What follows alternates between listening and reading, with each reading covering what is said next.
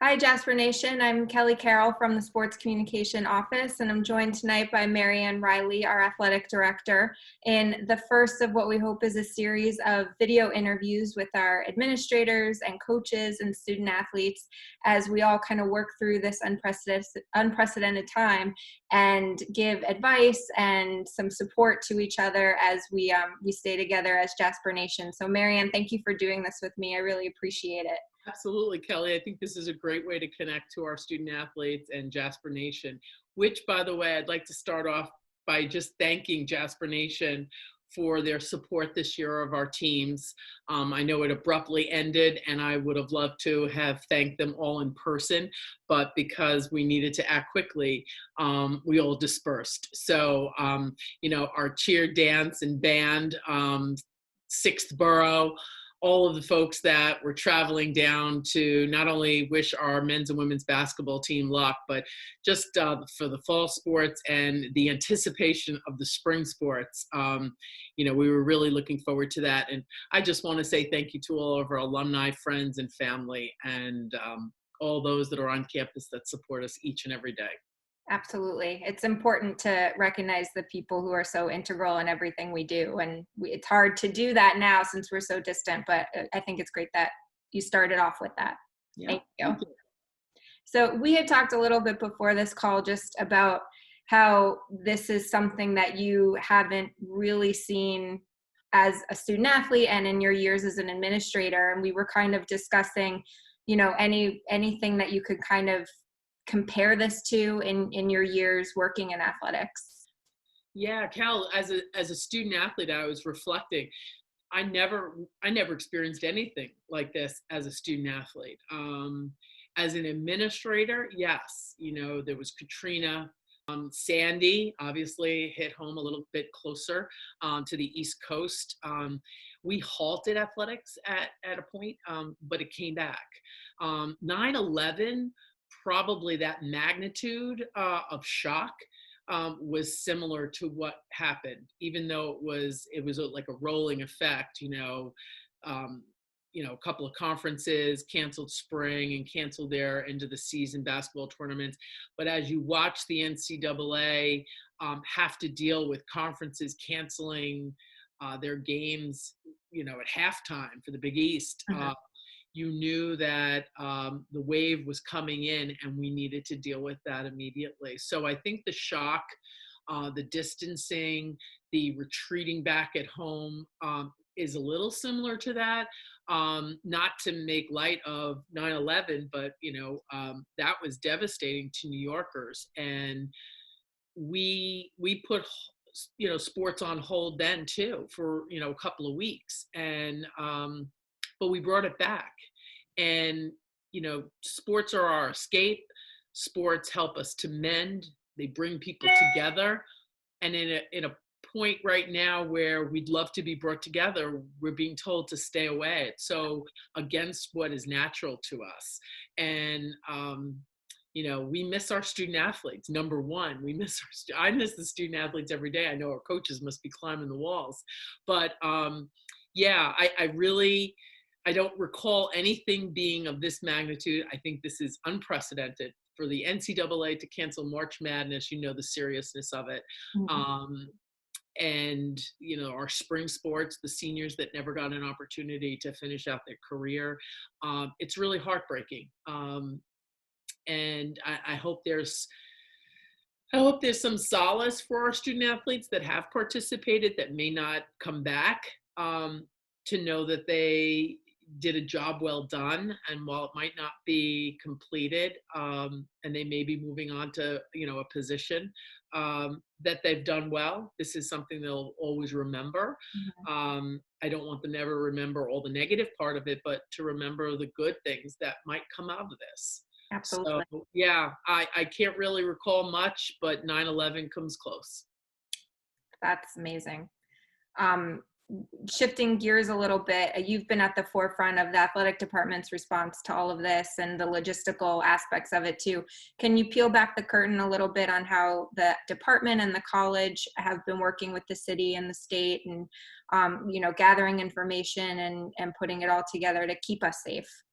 Well, I think when we first came together, after we dispersed, we came back together real quickly, and you were part of that, just so that we knew who was on first, what's on second, and how we were going to proceed. But we're following all the federal, state, and local guidelines, and the college is doing a great job with their not only their care team but the emergency response team. We are plugged into that because we do have student athletes that are affected, that are international, just like the typical the student on campus that might be international. And we're working really closely with them. We're working remotely, but I'll tell you, working remotely may be tougher than working in the office because you always have to be on. You really have to keep all distractions away as best you can. And it's just one phone call after another.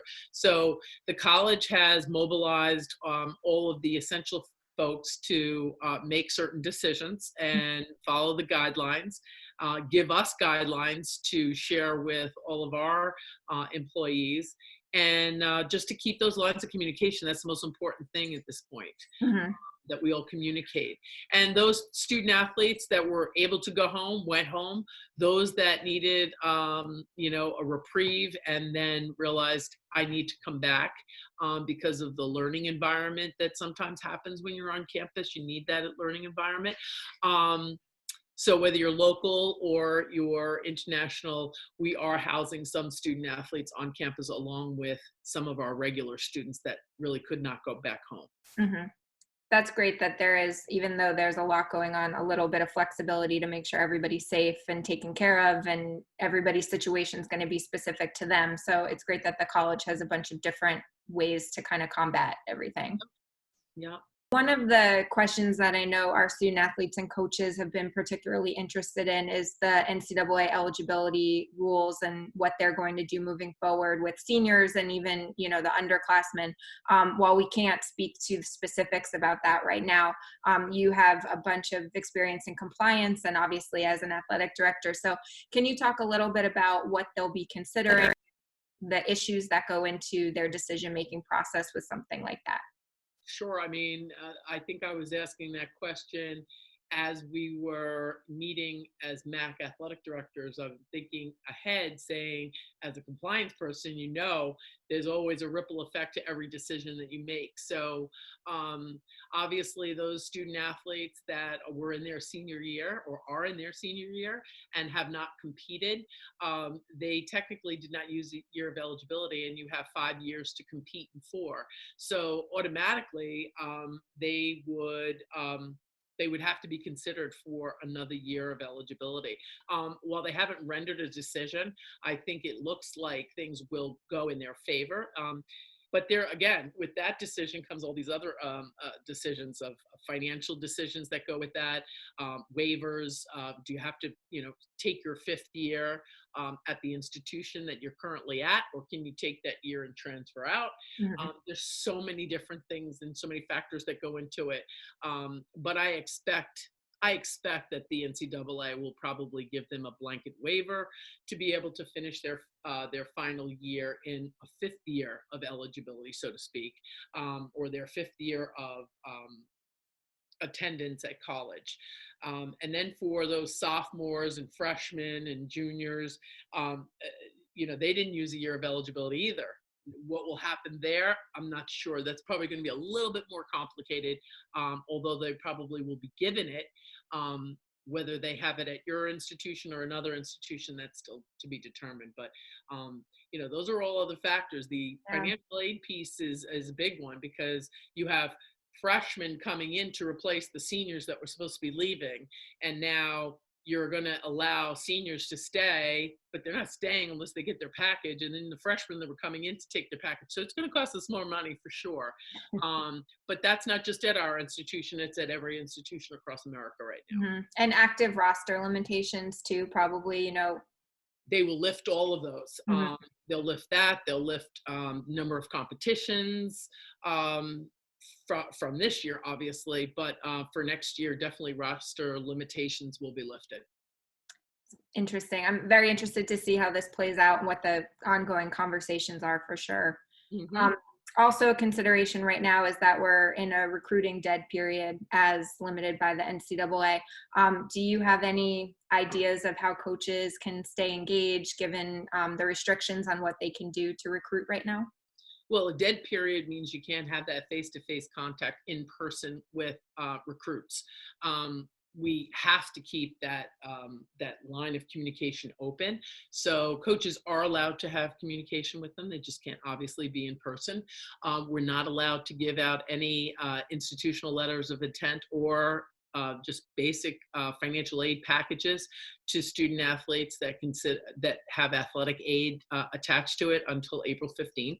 So to keep those student athletes engaged, our coaches are creating online communities to continue that conversation with them. I am going to call every prospective student athlete to make sure that we keep them engaged and that they feel special and that they're wanted. And we do. Sometimes we get so caught up, we don't have enough time. I have right now. And that's the positive piece of this. We do have a little bit more time to do those things that we wish we had more time to do. So why not put that personal touch to it? So not only the coaches will keep them engaged, I will reach out to each family to make sure that they are on board. Well, that's awesome. Jasper Nation, you will be hearing from Marianne Reilly soon on your phone. And speaking of free time, we were wondering if you have any recommendations for things to binge watch now that people are home more often, any books that you're reading or any ideas, puzzles, fun activities. Do you have any recommendations for our community? I hope the community has some recommendations for me. I have a pile of articles that, again, you stack them up. You want to read them. You might get to one or two, but I am reading a bunch of articles that I hadn't gotten a chance to read. I have a Netflix subscription.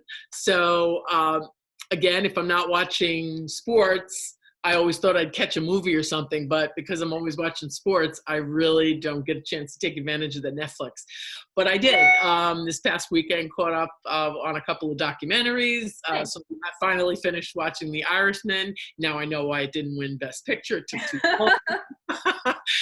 Good movie, but wow, it was long. And yeah, just catching up on a few things. I can't indulge too much in that because there's so much more we can do and prepare for the future when the student athletes come back. I'm really looking forward to that. So I want to make sure that we stay ahead of the curve on this. And finally, kind of in closing, you had some messages of thanks at the beginning of this interview, but I know how supportive you are of our student athletes and our coaches, and I just wanted to see if we could leave off with a message of support from you during a lot of, distance from each other and isolation that can be hard for people. Yeah, I think it's really important to try to find the silver lining in all of these negative things. Hey, this is a lesson in life for those that are getting ready to graduate. You never know what life is going to dish you, and you can be as prepared as you want, and sometimes you're going to get that curveball every once in a while. And I think that that's what's happening as a nation. So I would say I think you need to use the tools that you've been taught, not only by your family, but your coaches as well. Jasper Nation is Jasper strong.